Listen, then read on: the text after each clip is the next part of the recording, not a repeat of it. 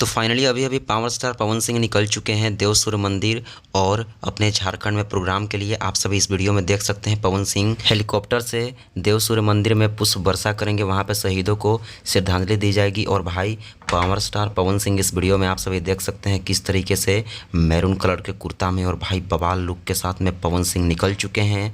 इस हेलीकॉप्टर से रवाना हो चुके हैं औरंगाबाद के लिए और उसके बाद अपने झारखंड के प्रोग्राम के लिए निकल जाएंगे। जपला में जो प्रोग्राम होने वाला है पवन सिंह का, भाई वहाँ पे भूमि पूजन में पवन सिंह पहुँच रहे हैं। तो आप सब इस चैनल को सब्सक्राइब करके जुड़ जाइए।